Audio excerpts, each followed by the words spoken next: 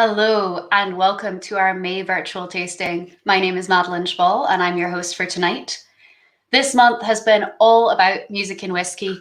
We've teamed up with BBC DJ Vic Galloway to come up with 12 flavour and music matches to help you find your whiskey rhythm. So tonight's whiskies are all about celebrating Whiskey Festival season and they're really a treat. We'll talk a bit more about this in just a minute, but first a bit of housekeeping. This is the point to make sure that you have your tasting mat ready. If you've chosen to use any of our food or beer pairings tonight, let us know in the comments. And if you have any questions along the way, feel free to comment and we can take it from there. I'm going to go through the running order now of our drams tonight. We'll start with 18.34, Give Us an Inch, followed by 93.154, Barbecued Surrealism.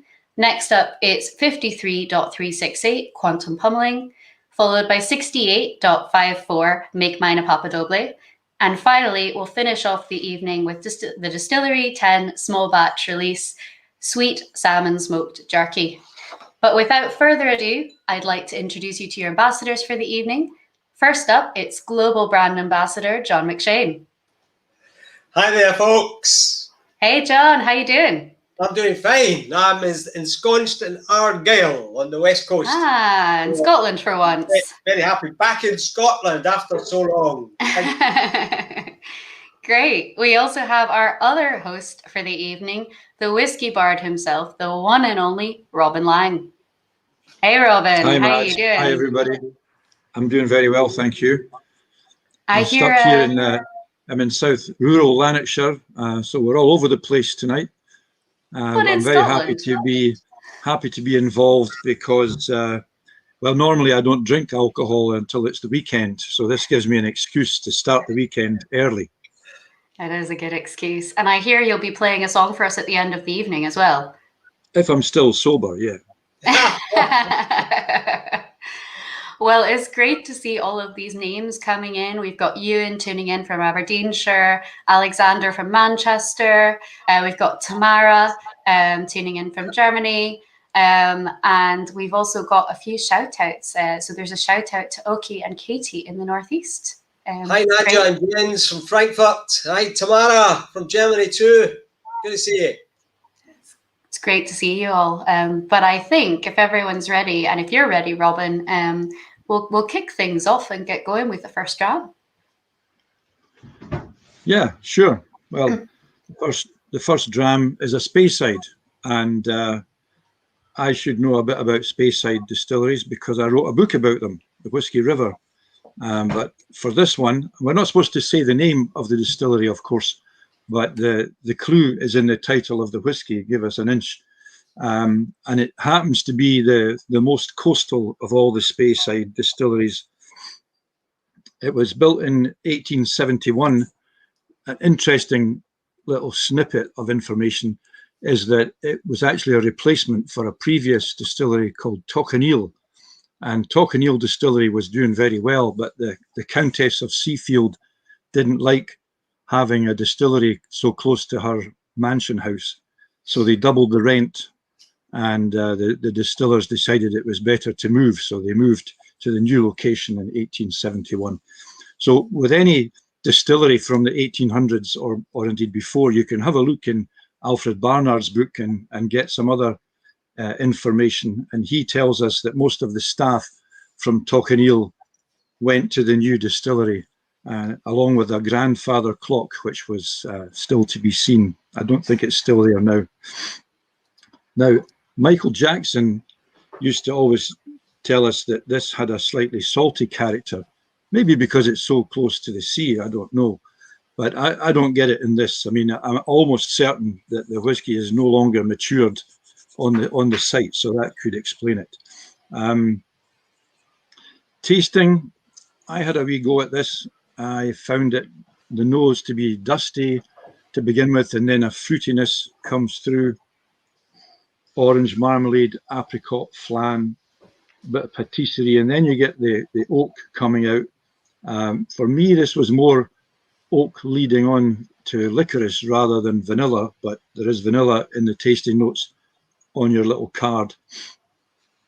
Yeah, the oak is also there in I imagined I was applying putty to a new window frame. Quite often get that in whiskey. But this is quite a gentle nose, I would say. Marzipan and plum jam made me think of Anton Berg chocolates. And I could have suggested that for a pairing, but they're not that easy to get hold of. But on the palate, it's quite lively and it's juicy, and it immediately starts dancing on the tongue. Indeed, if it's the first whiskey of the session, which this is, you might even say it's twerking on the tongue. And it's got a lovely sweetness, but for me, it's an adult sweetness. It's the sweetness of candied orange dipped in dark chocolate. One of my favorite treats when I'm in Switzerland. It's not, candy floss and flumps, a sort of children's sweetness. It's definitely adult. And then it leads on to the spice. I got cumin, tree bark, oak, and a tingling aftertaste. So that was my note, and I was quite pleased to see that it picks up a number of the things that are on the tasting note in the little card. Now, of course, I'm a member of the tasting panel, and I'm one of the 4 people that write the tasting notes for these whiskies. So I can't criticize them too much.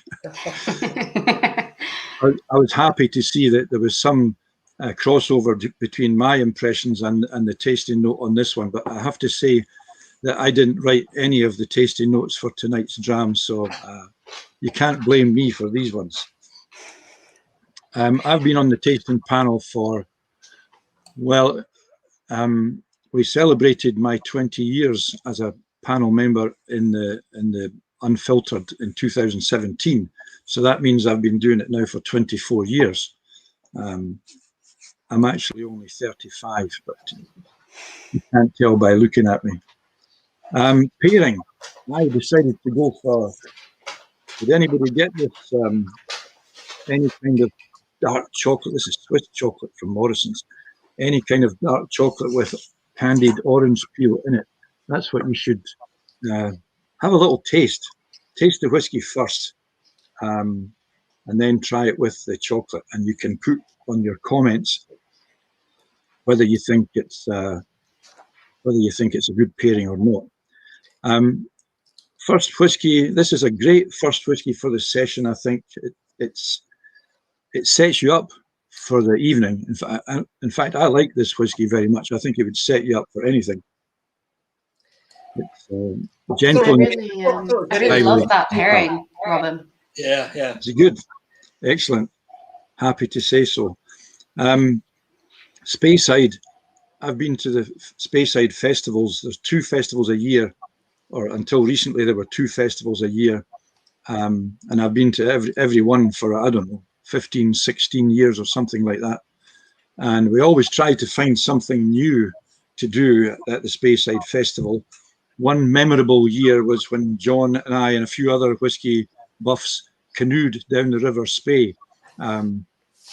It was a kind of floating pub crawl, actually, because we called in at every pub or distillery that was within half a mile of the river. And that's quite a number. And we've both got very happy memories. Still got the itinerary. Right. Fantastic. Good. I've only got my memories. Yeah. I remember very well. We've often talked about doing it again, but I don't think I want to do it again. I think it's one of these things that you should do once and then move on. I was thinking maybe the next time I'd like to do it on a bicycle. Yeah, you said that before. Yeah. There's a lot of little back roads. You don't have to be on the main road, and you could travel around Speyside for a few days in advance of the festival and just get yourself into the mood, enjoying the landscape and the whiskies wherever possible. So anyway, I'm going to try the chocolate and the whiskey together, Slangevar. And if anybody's got any questions or comments, I'd be interested. Well, I'll take a few of the comments actually, just while you're trying your chocolate and whiskey. So Darren Chalmers says excellent pairing, really works. And we've had a couple of others. James Strong, the pairing is great. Whiskey Julian says it's really good with 65% single origin dark chocolate, which sounds marvelous. And John Brady has said dark chocolate gave me a more creamy sweetness. John, you were going to say something, sorry. Yeah, I was going to say, Robin, just about that trip that we were all on several years ago, canoeing down the Spey. We actually, Yeah. over the 4 days, we did about 50 miles.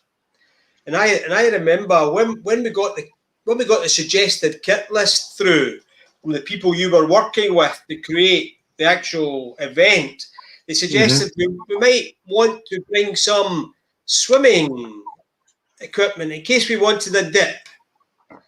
Well, I remember a certain person did have a dip in the Spey, although it wasn't intended. Twice I was in the Spey. Twice.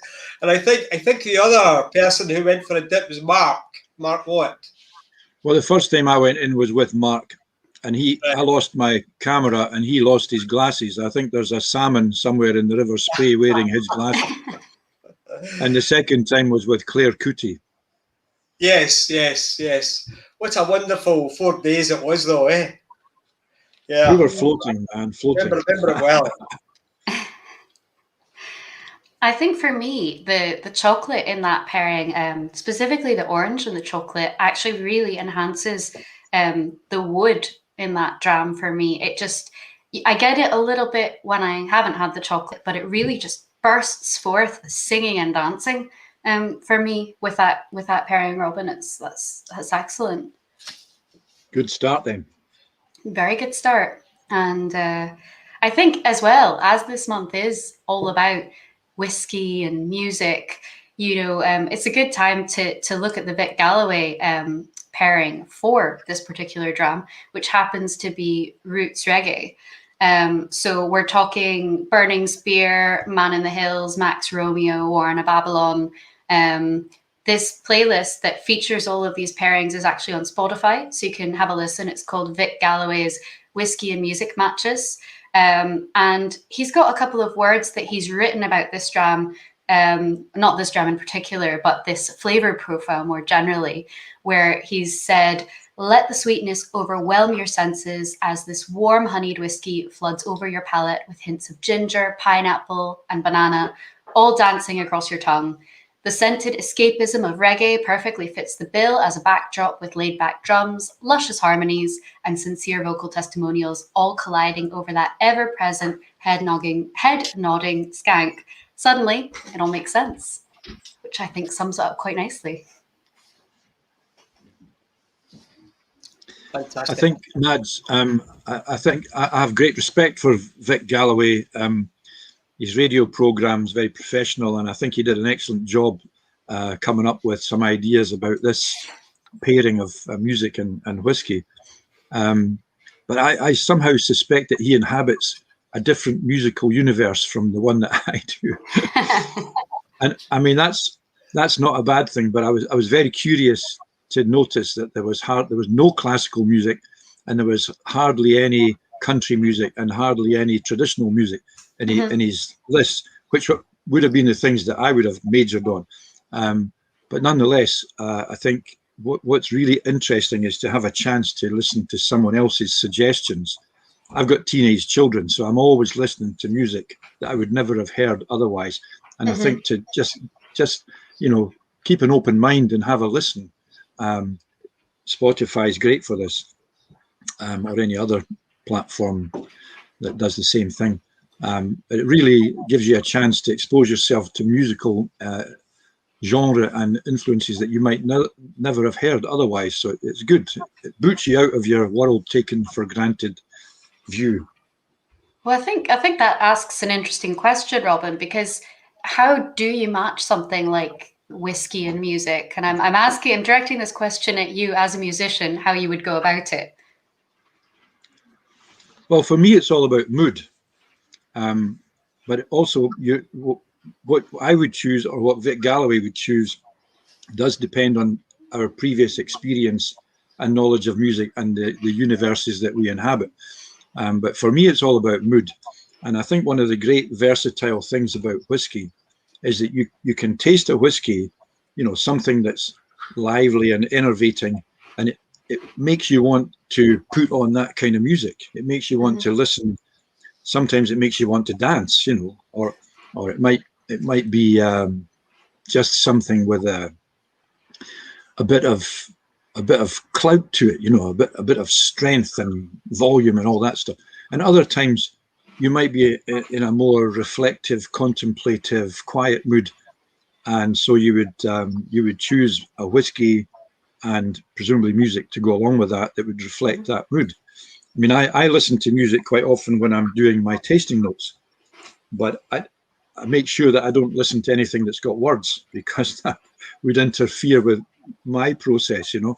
So I might put on Schubert piano pieces or Einaudi or something like that, just something that trickles away in the background and gives me a bit of entertainment without interfering too much. So for me, it's all about the mood. Either the mood that the whiskey gives you or the mood that you had to begin with before you chose the whiskey. I've got a quote here, Robin, from Paul Saropic, the author, American author. He says, when it comes to taste, a sensory input deeply associated with emotion, context is almost everything. So, and I think that's true, isn't it? You talked about mood and kind of music for the moment and all of that. And I think whiskey fits in with that very well. And the environment, that's part of your context as well. Yeah. And if you're drinking alone, you'll want a different kind of mood music, if you like, than if you're with a group of people as well. So the context makes a huge difference. Absolutely. I totally get that, Robin. When I occasionally write the odd feature for Unfiltered, and my partner always knows when I'm writing for Unfiltered, because the film soundtracks come on because they don't have words, and it means I can focus. But there's still an element of mood, because you get that epicness that you get with a lot of big cinema soundtracks, which is really helpful for me to kind of set the mood, as you say. Exactly. And what do we think about this dram in terms of adding a bit of water? Have either of you added water? I'm going to add some just now and see what that does to it. Well, yeah, when I added water, I thought it was a lot more like cereally taste. I got some shortbread and ginger biscuits, you know, some toasted pine and vanilla toffee. So I think it did change. Without the water, I thought it was very, very refreshing. A very refreshing drink, and with the water in it, I think it became a lot sweeter and cereally. Yeah, definitely get that on the nose. Adding a bit of water there, that there is a lot more cerealness that kind of comes out of it, jumps out, if you will. Well, I didn't add water when I was doing my tasting notes. I didn't want to. I don't know. I just didn't want to spoil the experience. Because I had an instinctive feeling that it wouldn't take a lot of water, this whiskey, but definitely a drop does, as I think Ewan was saying a minute ago, it brings it to life, and it definitely softens it. I mean, water will nearly always soften a whiskey, and if it's 58 point something%, which this one is, then that's not a bad thing, you know. I think it's so important as well, you know, whether you're new to the society or if you're a seasoned hand, that you drink your whiskey the way that you enjoy it. And, you know, there are some that very rarely will add water and some that always add water. So it's really up to yourself and what your personal preference is and how it tastes for you. And I think with that being said, it would be a great time to move on to the next dram if you're ready, John. Yeah, absolutely. Which is the 93.154. 93.154, yes, absolutely. This is from Campbelltown. It's festival month, as we know.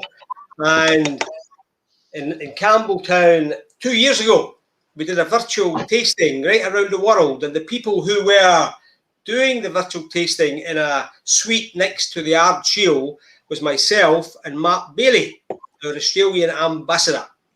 Now, these were early days of doing these virtuals, and we had a slight technical hitch with the equipment.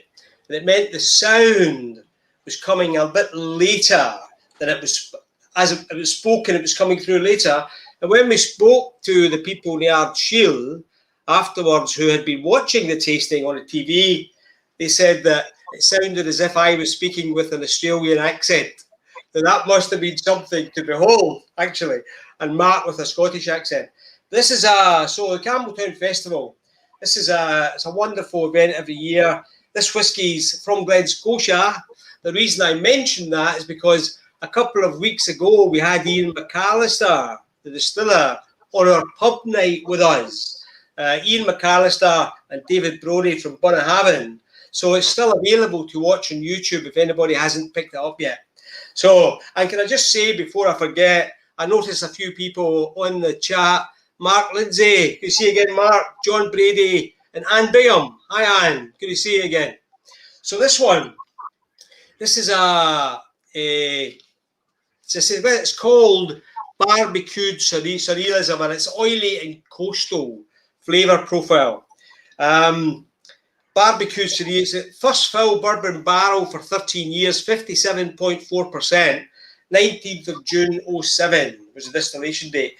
I always like to mention that distillation date because every now and again, the date is an important date in someone's life who's drinking the whiskey. So I like to bring that to attention just in case it gives that added thrill of a special moment. But on this one, in the neat nose, I was getting prawns toasting on the beach, smoked kippers, salty beach, salty rock pools. And I even thought of oysters at Loch Fyne in Cairndow, Loch Fyne restaurant at Cairndow, and I had this one actually. On the palate, very briny pepper, fishnets drying by the harbour, mussels with a touch of Tabasco. Lovely, lovely. And when you add a little bit of water, it reminded me of polished leather, salted caramel, and even a perfumed candle burning in a museum. I imagined it in a museum. Now we paired this one with buffalo chicken wings. So I don't know if anybody's got buffalo chicken wings. Unfortunately, I'm in the wilds of Argyll here, so I haven't actually been able to equip myself with all of these. I've got one. You got one? That's got one. I've got one, yeah. But I would imagine the whiskey will go extremely well with a buffalo chicken wing. So, Madge, you can let us know. So, be interested to hear what people think about this one. Anne saying salty and woody.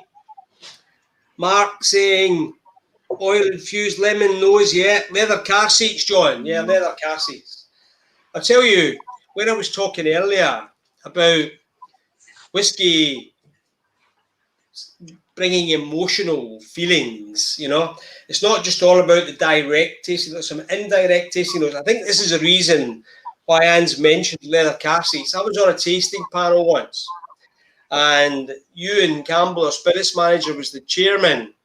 And I said to him, "Oh, Ewan, I'm getting leather in an old car." And Ewan said, "Yeah, very good, John. What is the model of the car?" And it wasn't as daft as it sounds, because Ewan had figured that I was probably having some sort of memory working on me there. If he could drag it out of me, it would make for a much more interesting tasting note.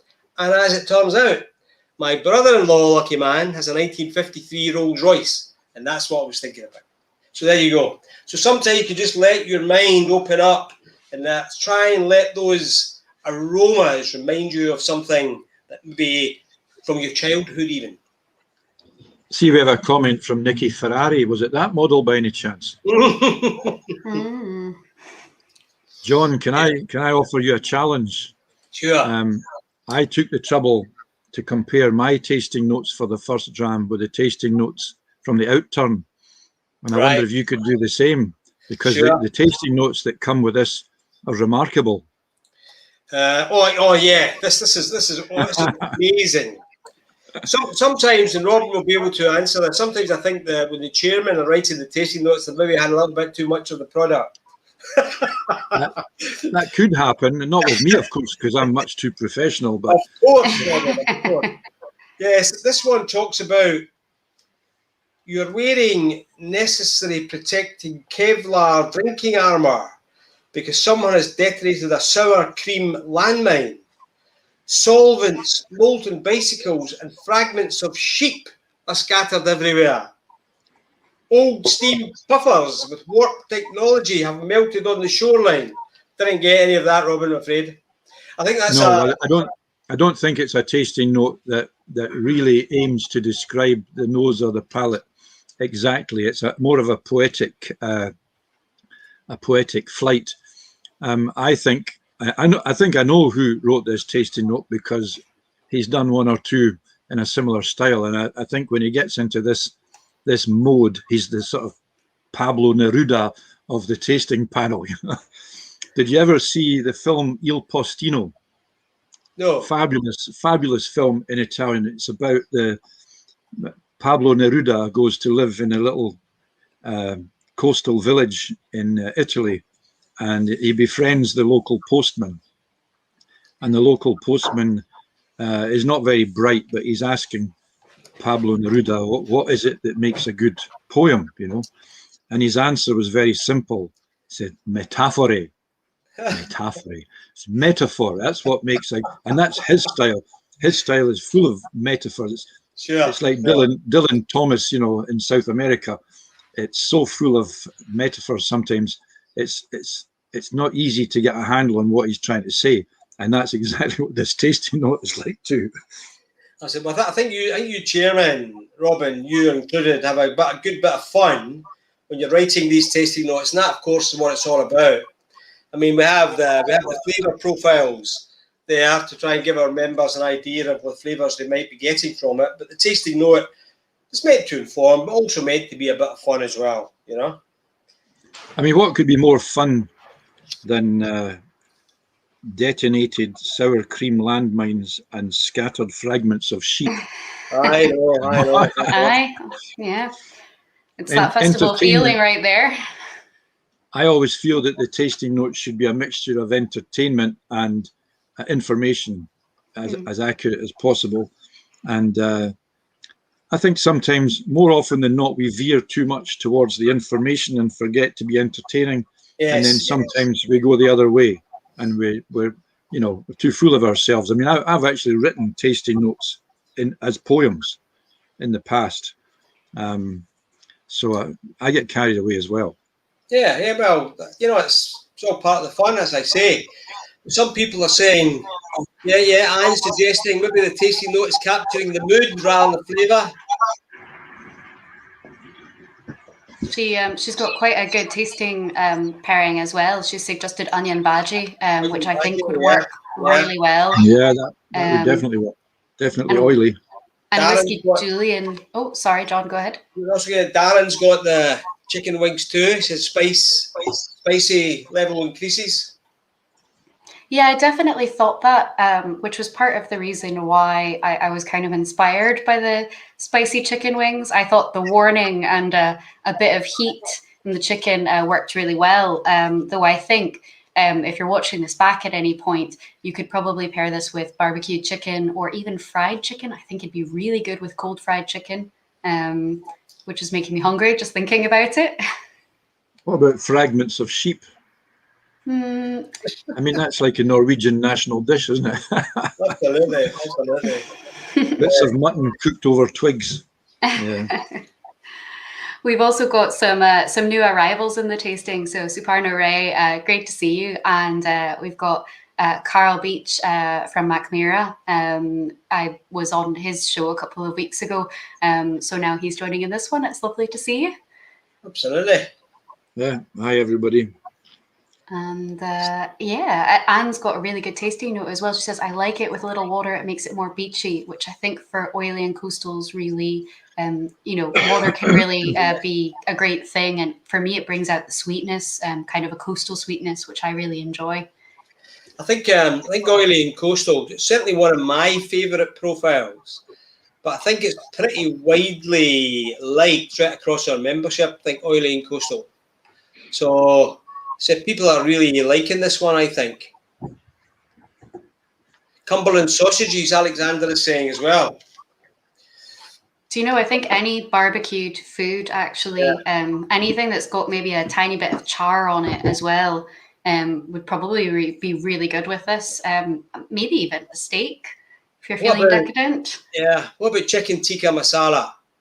The reason I say that, I think I probably told you this before, Robin, is that Scotland gave many things to the world. I think it was Winston Churchill who said, no country other than ancient Greece, no small country has given the world so much.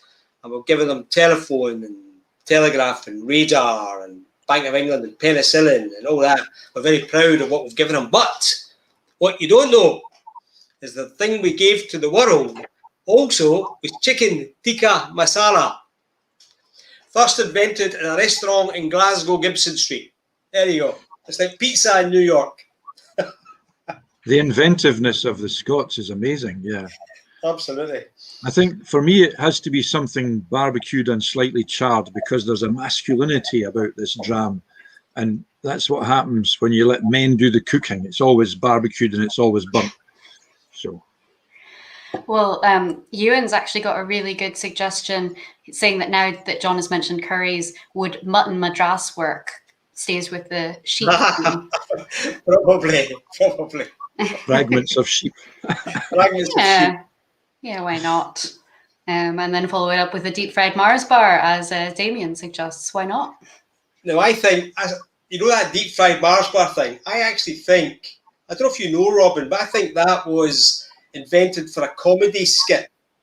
And then it became real after it. Yeah. You know, I don't think it was a real thing. I think it was a comedy thing, and then it became real because of the comedy. It certainly is a real thing now. I was at a Scottish festival in Ontario, and there was a stall selling deep fried Mars bars. It's made its way around the world. Have you ever wonder had how it would go with curry sauce? I haven't actually. No. Well, we'll all have to go and do it and take a suitable dram and record the occasion for posterity. Yeah. Absolutely. It's a good dram anyway, I can say that. It's a cracking dram. It's one of those ones that you can kind of keep coming back to throughout the evening as well. So don't feel that you need to finish it all at once. Come back to it, let it sit in the glass a while, because it will change. And some great notes still coming in, and some pairings. Jonathan has suggested pork crackling and escargot. And Anne Bingham has said she's had a deep fried curly whirly. Never again. That's very adventurous. That's fragments of sheep again, isn't it? Might be. Yeah. Well, I think, John, if you're ready, we'll head on to the 53. Yeah, great stuff. Now, this is some people might find that having this one in the middle of the tasting is a bit strange, but we had a lot of flavours to play with, so we decided this was probably the right place for it. 53,368 Quantum Pummeling, and first fill shaved toasted Richard Barrique, 10 years old, 1st of June 2010, 57.7%. So this one was actually, was it Vic paired this one with 70s punk? So he did, the Clash. I'm not quite sure about that. There you go, 70s punk, and this is a wonderful, wonderful dram. There's some distilleries in the society which just never ever disappoint, and this is one of them. You know, from Islay, of course. And I was getting tarragon sprinkled over baking trout here, very fishy. A lot of perfume, I think, in the dram. And actually, the perfume smell took me back to that Aroma Academy shop at Alton Bay in the Highlands, run by the chap whose name just escapes me for the moment. But I got fresh peat, starting to smoke on a summer's day, haddock, brown sauce, salmon, definitely very, very fishy, very fishy. And on the palate,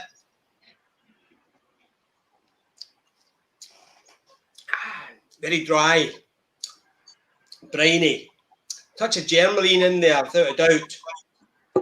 Sea spray in a well-aged harbour wall. Yeah, it's got all of those typical kind of Islay peated whiskey flavours coming through. I just think it's marvellous. We actually decided to pair this one with Bassett's Jelly Sprogs.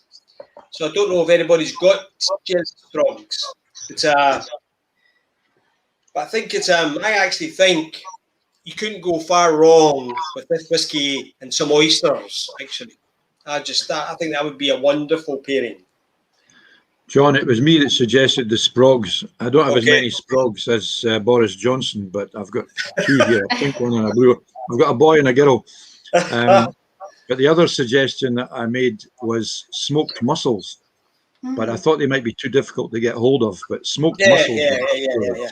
Well, again, if I'm in the Loch Fyne restaurant at Cairndow during the course of this week or next week, I'll certainly be enjoying one of those, I think, with my oysters, providing the wife is driving, of course. Hello, Rachel from Islay. Great to see you. And also Donna Andrews has joined from America, but unfortunately she's working today, but can't have the drums. Oh, try them later, Donna. I have to say, I also struggled to find jelly sprogs. I dumped my whole bag out on the counter, and there was one pink one and no blue ones. It's very disappointing because this is the first time I've ever tried them. Robin mentioned Michael Jackson earlier, and although we're having a music night, we're talking about the other Michael Jackson, the whiskey writer. And Michael once said, Robin, the best Scotch whiskies taste of the mountain heather, the peat, the seaweed, the taste of Scotland.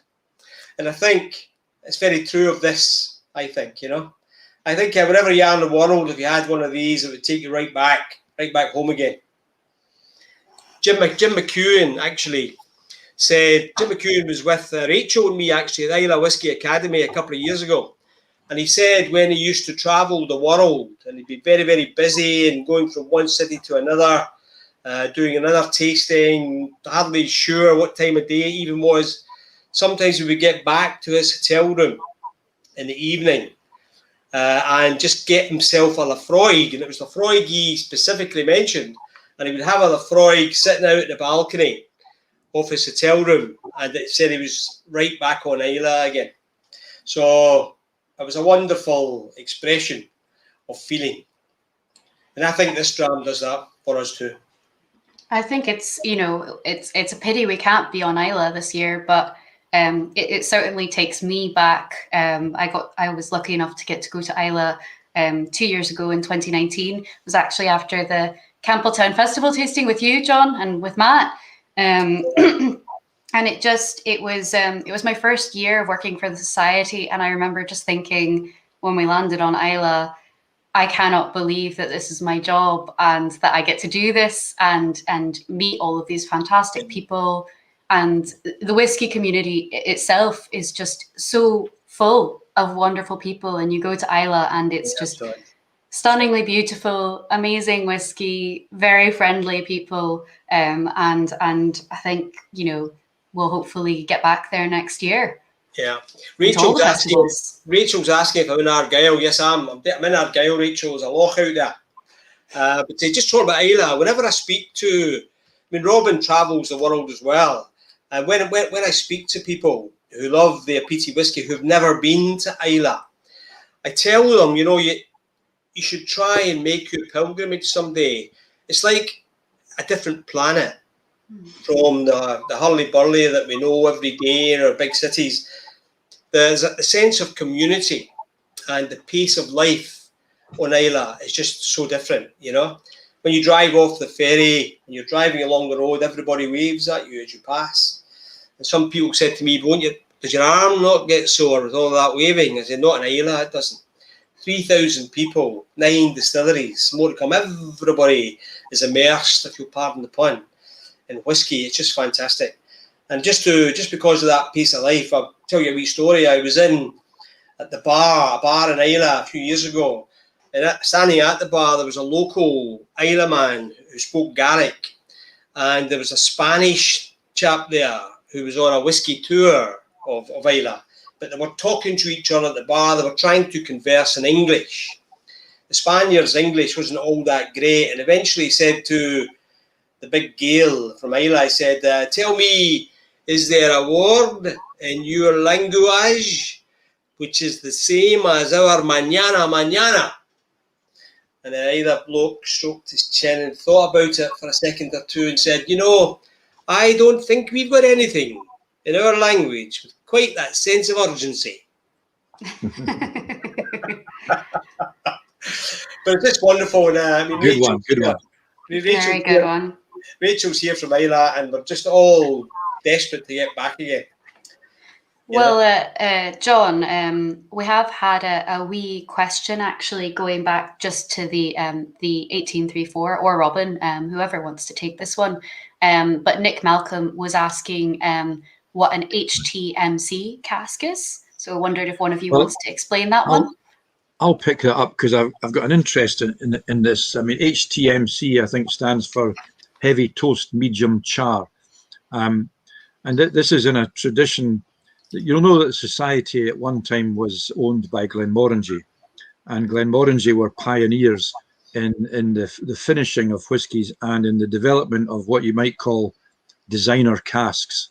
So playing around with anything that you can play around with within the rules to make casks more interesting and to have a different impact on the whiskey.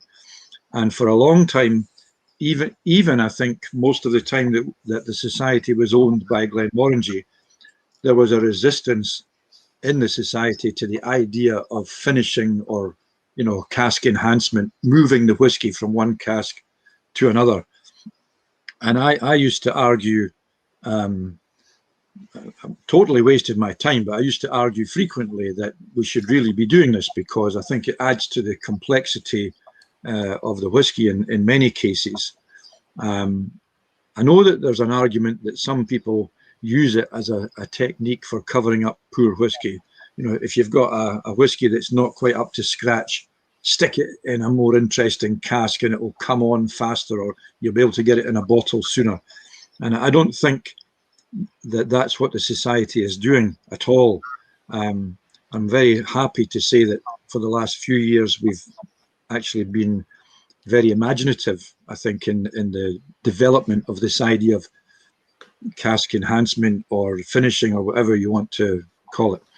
And the first whiskey was indeed a finish, the 18, and the next whiskey, which is also mine to present, is a similar thing. So in my opinion, if it's used properly, then the idea of a finishing can really enhance the whiskey and make it much more complex. It gives you layers of aroma and flavour that you simply wouldn't have got leaving that whiskey exactly where it was.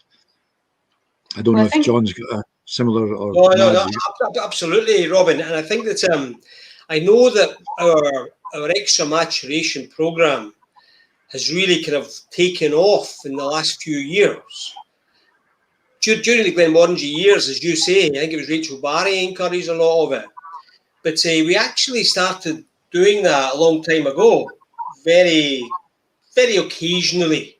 I think our first one was 1991, but we certainly picked up in the last few years. And I just think the spirits team at the society have done a marvellous job doing those things that you mentioned, layering the flavour, and just changing the makeup. We had I think right at the beginning when we started doing it a lot, there was a question about whether we still could call it single cask. And Best WA rule said, yes, we still could call it single cask, but I think that's changed now, isn't it? So we don't call it single cask, we just put single malt on bottles now. But I think that, but certainly, but as you say, what I always think, Robin, is that what you're trying to do when you're tasting a whiskey is you're trying to feel the new make spirit effect or flavours, and then what's happened through the maturation period. So you've got a kind of double thing you're looking for there. Whereas you get to the extra maturation and you're looking for more layers than that. Where did it all come? And there's the very general point that the people who make the best whiskies over the last 20 years or so in Scotland are the ones who make a good investment in wood management. If you don't make good investment in wood management, you're going to lag behind. And I think part of the society approach just now to selecting casks for extra maturation is definitely costing a lot of money, and it's money well spent, in my opinion. Yeah, absolutely. Like anything else. The thing is, we're also releasing more bottlings than ever before, and that's something to be said as well. And that is part of wood management is being able to scale up. I think the last time I was speaking to Ewan, he said that we have in the warehouse at the moment, we have whiskey maturing from well over 130 different distilleries. And if you look at the combination that you can create from different types of cask, different treatment of cask, previous incumbent and all of that, there was about 70 different types of cask flavours maturing in the warehouse. And if you look back at if you look at our outturns, I looked at the outturn just a couple of months ago, and out of about 30 bottles, there were 12 different cask types involved. So it's a massive flavour journey that we're on. It's just incredible. And of course, everybody knows about the launch of the IPO recently, and that's about trying to raise funds to do more spending on wood, Richard, just as you've said. And what I think is fascinating is, since we're on Islay at the moment, is that, when you think about how much more we know about wood now compared to 30 or 40 years ago, and people talk about how good some of the whiskies were in the 60s and the 70s. But I mean, what we're doing now with malt whiskey is so much more advanced than we were doing whiskey back then. But, it may also be that, 15 years from now, we look back on what we were doing and everyone says those are the glory days. I think, the gift of hindsight is a wonderful thing. Yeah. Always. And you can take things too far as well. And I know that that's sometimes a criticism leveled at some distilleries. But, going back to Islay, I think when Bruichladdich, the new regime took over in 2001, they discovered they had lots of good whiskey, but it was in tired casks, so they had to do something with it. When Isle of Arran was making whiskey for the first few years, it was very young whiskey. They had to do something to make it interesting. So, and I think over the years, people have known about the impact of wood, but the distillers didn't want to say anything about it. It was something 30 years ago, if you went on a distillery tour, they didn't mention it. They didn't want you to know. And now it's much more out there in the public domain, thanks to people like Billy Walker, I think Ewan mentioned a minute ago, like Jim McEwen, like Isle of Arran, Douglas Davidson. These were people, and of course, Dr. Bill Lumsden. These were people who were responsible, I think, for getting the whole idea out into the public consciousness. Yeah, absolutely. And I think it's remember also, Robin, how much of our single malt gets bottled as single malt these days compared to 40 years ago. So yeah, that's right. So we are taking more care of it, because people will drink it directly and not just in a blend. The thing that I find very curious is that for all that people knew that the wood enhanced the whiskey, the distillery workers, many of them in the old days when dramming was part of the distillery regime for the staff, many of them preferred whiteys, as they call it, clear whiskey. They preferred the new make, probably because it was higher alcohol. You got more bang for your buck, if you like. It kept you going until the next dram time. But it certainly, I think it's not even an acquired taste. To me, the difference between new make spirit and what happens after a number of years in a good cask is just completely chalk and cheese. And I want to eat cheese, and I'm not eating chalk. Yeah. But since we're on Ira, and we mentioned Jim McEwen, we cannot let the moment go by without a memory of the concerts that Robin and Jim used to put on in the Bruichladdich Visitor Centre.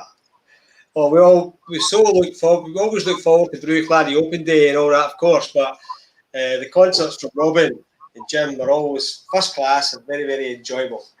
And I think you also did one or two on your own, Robin, didn't you, in Bruichladdich Hall and stuff? I did a few, and even after Jim retired, he would sometimes come along and give me a hand. Yeah, those were the days.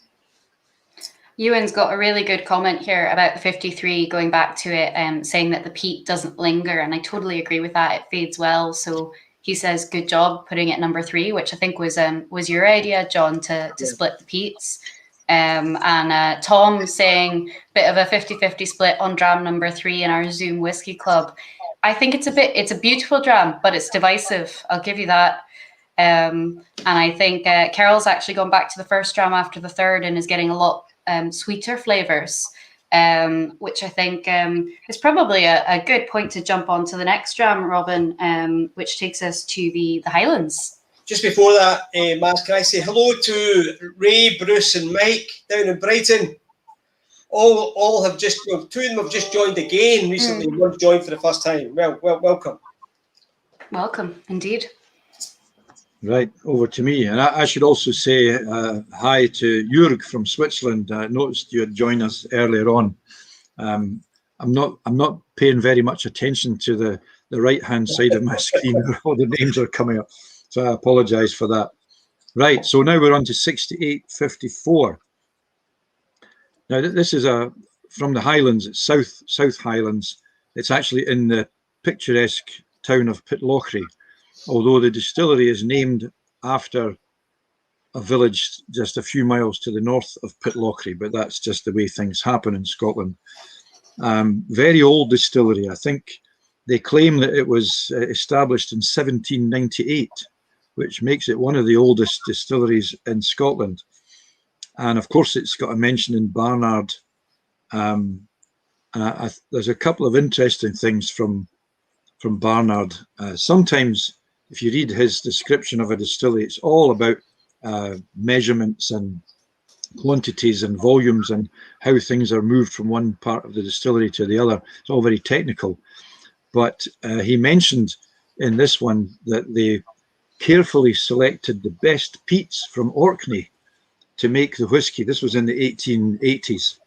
So interestingly, he says that about many of the Speyside distilleries too. So if you go back, to the latter part of the 19th century, a lot of the distilleries from the regions that we now do not consider to be peaty whiskies were actually using peat in the process. Probably, I guess, before the railways opened up and coal could be taken to the Highlands. He also says that this spirit would surely have been able to embolden the Highlanders who fought under Bonnie Dundee at Killiecrankie. Well, he was about 100 years out because Killiecrankie was a battle was fought 100 years before the distillery opened. But still, it's an interesting idea. Now, I would imagine that it's difficult to come back to this whiskey after the oily and coastal and the peaty. Certainly on the nose, I started to find it a little bit sort of floral and hedgerows, laurel hedges, quite subtle. I was getting caraway seeds and sugar-coated fennel seeds, licorice, camphor, and as it develops, you get some of cough medicine and maybe cigars in a wooden box. So it does develop on the nose if you're patient with it. But on the palate, it's a different story, because this is where you find why this comes under the flavor profile of spicy and sweet, because I was getting flavors that you would associate with an apothecaries. I was getting root beer. I was getting moist gingerbread and Peshawari naan and black pepper, a spice cupboard. I got black bun, a Scottish delicacy, with allspice, cinnamon, ginger, and black pepper. And the finish, you know, for the 18, the first whiskey, the finish was mouth tingling. But for me, the finish on this is mouth numbing. That's a signature of spice. And if I look at the tasting note that's on the back of the card, it seems to say a lot about rum. Now, I don't like rum, I'll confess. So I'm very happy to say I didn't get rum on this whiskey. I did get the spice. It mentions a blasting beast of spice, and I did get the spice, but not the rum. And it's named after a cocktail. You know, this Papa Doble is named after a cocktail that was apparently the favourite of Hemingway, Ernest Hemingway.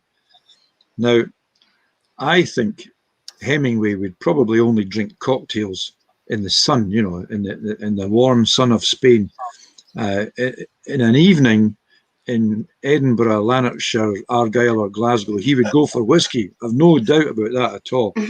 And I remembered the lines from a song by Guy Clark called Hemingway's Whiskey, which I learned and put on one of my CDs a couple of years ago. And it goes, Hemingway's whiskey, warm and smooth and mean. Even when it burns, it will always finish clean. He didn't like it watered down. He took it straight up and neat. Well, if it was bad enough for him, it's bad enough for me, Hemingway's whiskey. And I think, you know, I'm with Hemingway on this. It doesn't need any water, this one, especially not after, you know, the peaty beast that you've just had before. But there are no rules. I definitely do not agree with these people who say that you either must or must not add water. You do whatever the hell you like, and that's what I'm going to do. Cheers. Cheers to that. Yeah, Robin. And we've got a lot of different comments coming in. So Damien got a bit of rum. Carol Newman gets lots of different spices, fruitcake flavors, burnt orange. Mark Lindsay, cardamom. And Carlo, also I can see rum. And Suparno, allspice, metallic hint aftertaste of Sichuan chili. So no doubt about the spice. And I'm not going to argue about the rum. I was just happy that it wasn't heavy on the rum. What about the pairing? That's a little bit controversial for this one. I suggested Hoegaarden because it's got spice in the beer, light spice, right enough. I'm going to try it now. Cheers. Cheers. And for anyone else, if you have paired this particular dram with a beer, let us know which beer you've paired it with. I'm curious. I couldn't find Hoegaarden, so I've gone for the kind of German equivalent of Franziskaner. Robin, when you said you wanted to pair this one with beer, it reminded me of a Compton Mackenzie quote. Compton Mackenzie said, "Beer does not taste like itself unless it is chasing a dram of neat whiskey down the gullet, preferably 2 drams." Well, of course. Who could argue with Compton Mackenzie? Absolutely. Not just 2 drams, but whiskey galore. I do think the Weissbier kind of, at least with mine, it really brings out the sweetness. So you have the dram and you get quite a lot of spice. I don't get rum from it. I really hoped I would because I really like rum. But I did get a lot of spice. But then taking a sip of that beer, it's just made it overwhelmingly sweet. It's tamed the heat a bit. And the beer does not taste that way without the dram. I mean, it would be a little bit sweet, but not quite to that degree. That's a great pairing, Robin. I'm actually thinking 1 or 2 people have suggested Erdinger Weissbier. I think that might be a better call actually than the Hoegaarden. There's something about this beer that I feel it shouldn't be drunk with whiskey. I'm going to drink it anyway, but John, have you gone for a beer with this one, or are you just whiskey? Amazingly not. I'm just on a whiskey. It's very unlike me, isn't it? I know, you've always got a half and half. You are Mr. Half and Half, in fact, I would say. The only beers I have indoors are beers from Lochvine. So Yeah, we've got a couple of other comments saying wheat beer works nicely. Anne Bingham, who was saying she's using her whiskey Filofax, which you will see very soon in Unfiltered. So more on that very shortly. But yeah, lots of German beer here. Harry's got the Hoegaarden. He says it works well. It's not a bad pairing. I'm just not sure that it's the best, but something with spice anyway. I would have gone for black bun, definitely black bun. But who the hell can find black bun if you're not? Even in Scotland, it's hard to find it. Yeah, you got to get your mother-in-law to make it for you. That's the only way I get it. I think it's one of these things as well, though, when you are pairing food with whiskey, and when we do suggest these pairings, obviously everything is down to individual taste. And there have been so many tastings that we've done in the last year where the pairings that people come up with, because, you know, they haven't been able to find something or they just don't like it and want to try something else. You know, there are things that people have come up with a tasting where I'm just like, that is a much better thing than what I came up with. So I think it can be a bit tricky pairing food and whiskey, but persevere with it. And if you can, if you ever have some time, just sit down with a table full of different snacks and some different drams and try them and see what works and what doesn't, and just trial and error. Or different beers. Or different beers. I think there's a comment from Hubert that the Weizen beer is too sweet to combine with whiskey, and I think I know what he means. But on the other hand, I find English-style beers are too hoppy to combine with whiskey. So the ideal is a traditional kind of Scottish 80 shillings or something like that, that's more malty and sweeter. And maybe if we could find one of those that had a little bit of a hint of spice. It's a shame that we in Scotland don't have the European tradition of making a special Christmas beer. You know, I think that would be something. I'm going to suggest that to some of the breweries now. You should. One of my favorites when I was living in Munich was actually the Maibock, which you get in the month of May, and it's just it's a really maybe it's just because of the time of year and it's seasonal, because you really only drink it that time of year, and it's usually sunny and beautiful at that point in Munich. But it's just one of my favorite beers to enjoy. I don't know that it travels particularly well, but if you're ever in Germany, Maibock in May, try it. Try to remember. I see that Ewan's offering to make you a black bun. I was trying to ignore that. I have to say I'm not a great fan of black bun, and my mother-in-law makes it frequently. So thank you for the offer, Ewan, but quite often we have black bun that sits in our cupboard to the point where it can't be eaten anymore. Although my mother-in-law says it can keep for a year. Like Christmas cake. I have a friend who's a Scot living in Woking. You've met him, John. My friend Donald, and he loves black bun. He eats tons of it, you know. So maybe I'll put Ewan in touch with Donald. Yeah, Chris Rickart's saying he likes to combine wheat beer with grain whiskey. Yeah, I can understand that. Yeah, that could work. Yeah. And Anne suggested Belhaven Black for this dram, actually. All right. I'm not super familiar with Belhaven Black, but maybe John. Yeah, Belhaven Black. I mean, I think that would go well. Yeah, Belhaven Black would probably go well with anything, Anne.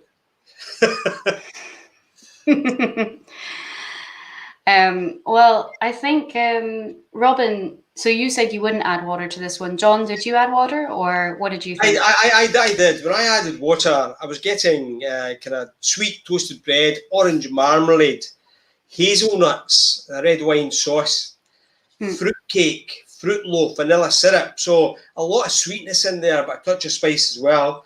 And I was getting spicy tortilla and chili actually on the palate. You know, so I think and even get candy apples, the sprinkle of sweet vanilla and Tabasco. So I think it's the sweet and spicy flavour profile will just spot on here.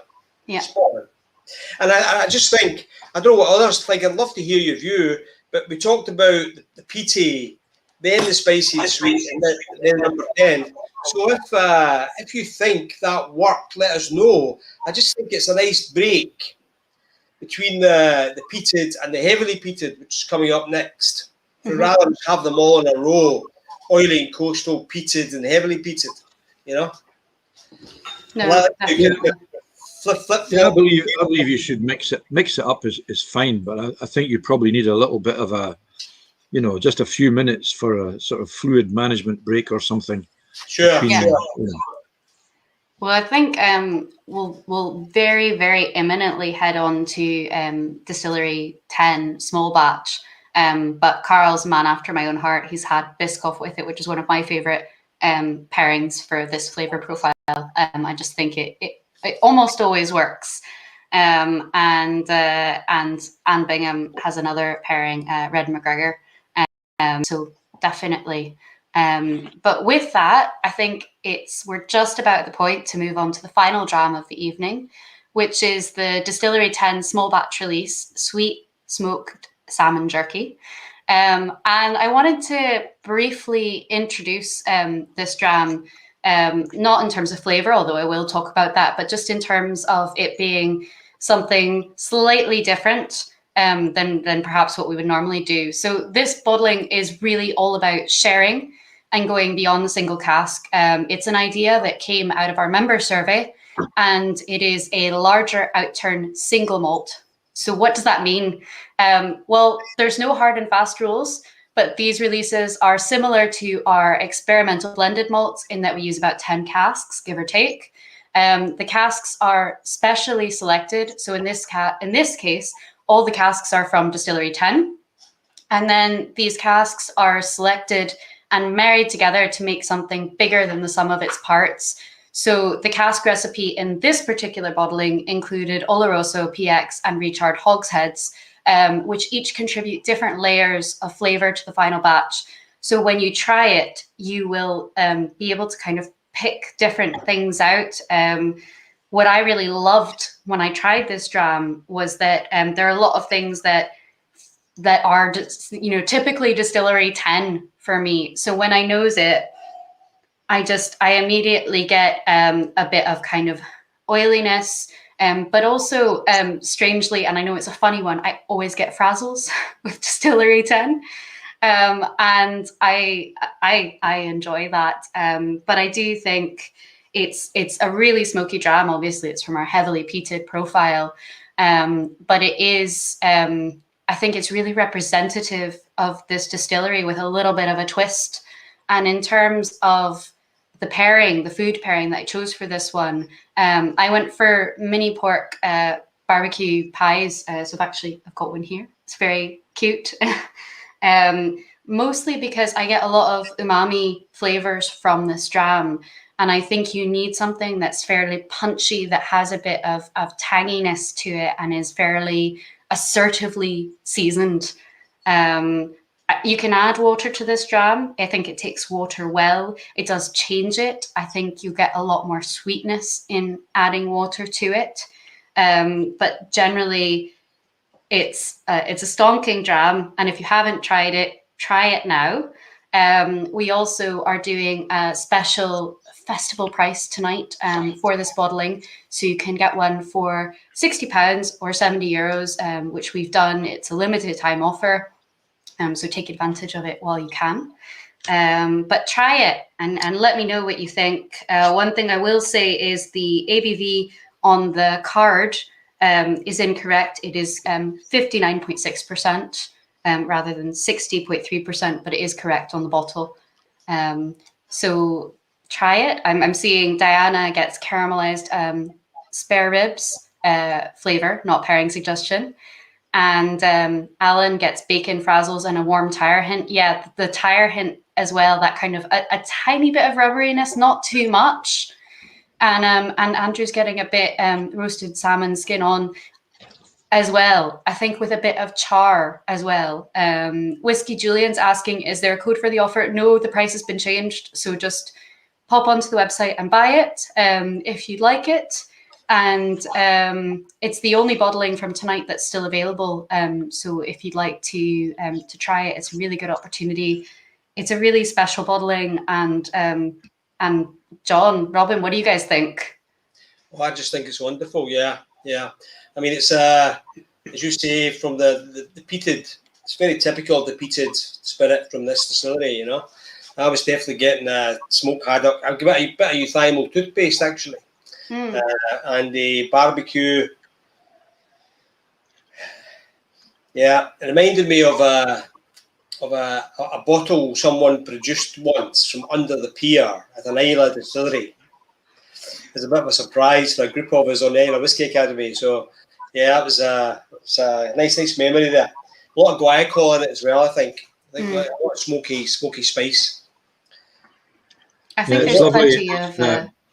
It's powerful and robust and sinewy, and it's definitely got the bacon frazzles, but you can also get a sense of these sherry casks coming through as well. A sort of dark sweetness, you know, that treacle and molasses thing. Yeah, good one to finish up. I think you actually get that more, Robin, with a touch of water in it. That kind of a very chocolatey. Yeah, I've added the water now. Yeah. Yeah, I think you get a bit with water. I tend to get a bit more of the kind of maritime, tiny bit of oiliness, but that goes right along with the sweetness for me. And I think it's something beautiful is how versatile Distillery 10 is, and how versatile this dram is. I mean, yes, it's heavily peated, it's really punchy, but there's so many different layers of flavor to uncover as you experience it, as you add water, as it sits in the glass. So definitely give this one a bit of time as well and come back to it and see what you get in the end. It's number 10, Rachel. Rachel's asking what number it is, yeah. Yeah, so this is Distillery, we're calling it Distillery 10 small batch release. And the name of the bottling is Sweet Smoked Salmon Jerky. And it's still available to purchase.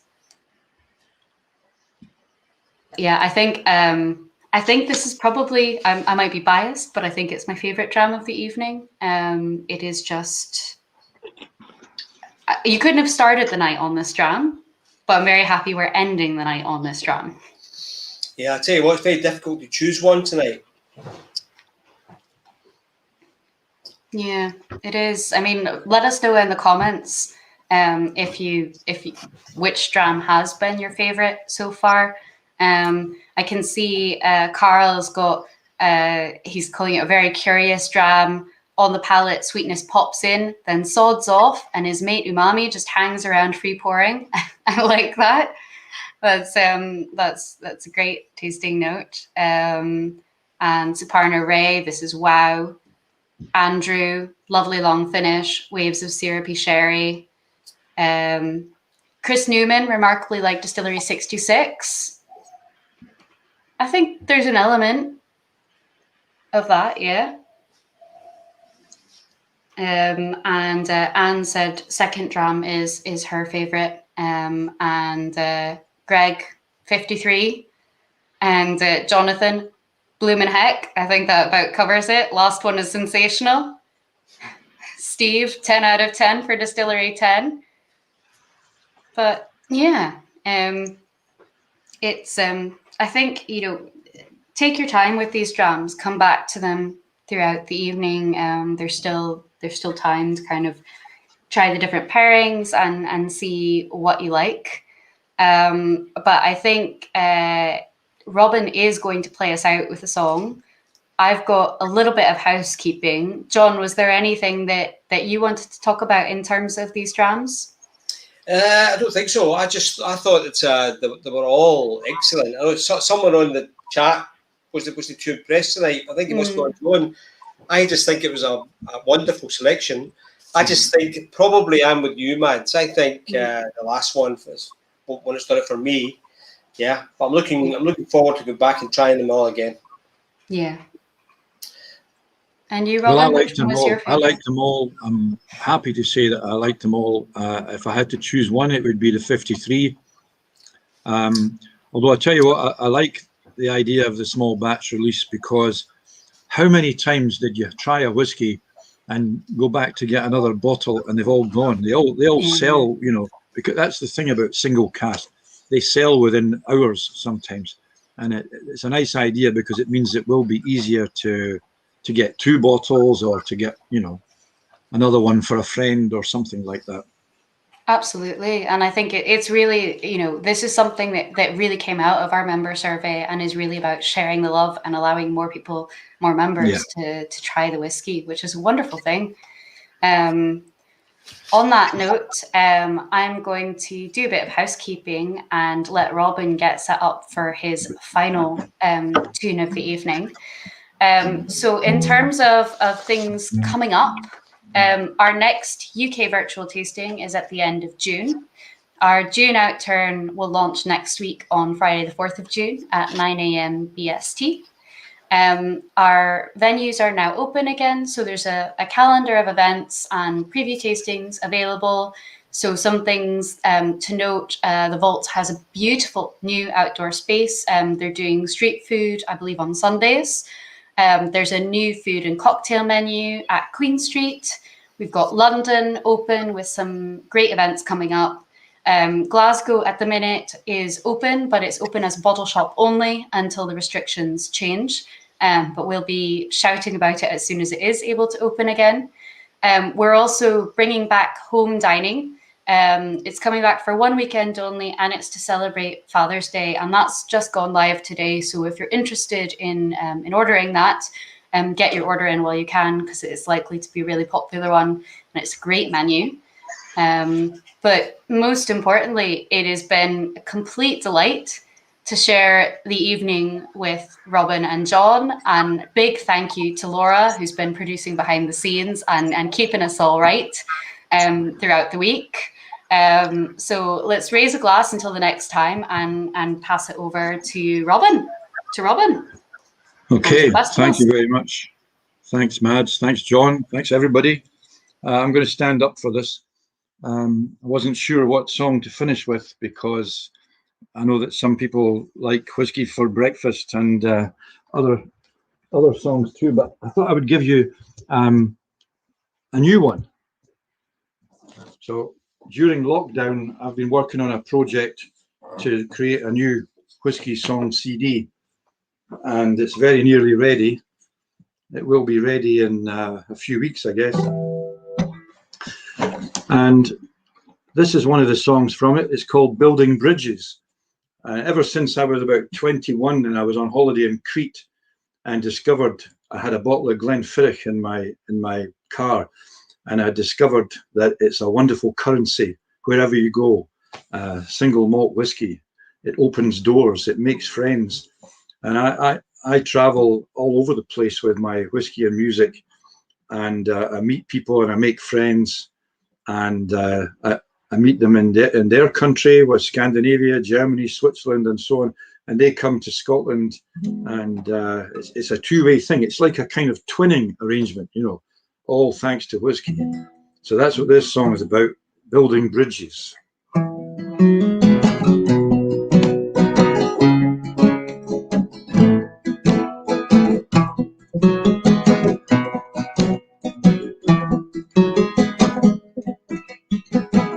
Building bridges, joining hands, making links from land to land. Whiskey helps us understand that shibboleths can fall. So come on, friend, fill your glass. Let's toast the future, not the past. Let's build bridges, let's stop building walls. Our countries may be far apart, but the same love lies in our hearts. Love for the alchemy and the art to find the perfect dram. So come on, friend, let's drink to that. To whiskey makers we'll raise our hats, for they are our country's diplomats, and here's the master plan. To join our nations in a whiskey clan. Building bridges, joining hands, making links from land to land. Whisky helps us understand that shibboleths can fall. So come on, friend, fill your glass. Let's toast the future, not the past. Let's build something good to last. Take steps, however small. Let's build bridges, let's stop building walls. And sometimes months and years may pass before our paths once more can cross. And when they do, we'll crack a cask and pour some amber gold. And we'll remember times we've met, things we've done and will do yet, and laugh about how slow we get and how fast the years have rolled, and how men and whiskey are somehow better old. Building bridges, joining hands, making links from land to land. Whiskey helps us understand that shibboleths can fall. So come on, friend, fill your glass. Let's toast the future, not the past. Let's build something good to last. Take steps, however small. Let's build bridges, let's stop building walls. Let's build bridges, let's stop building walls. Let's build bridges, let's stop building walls.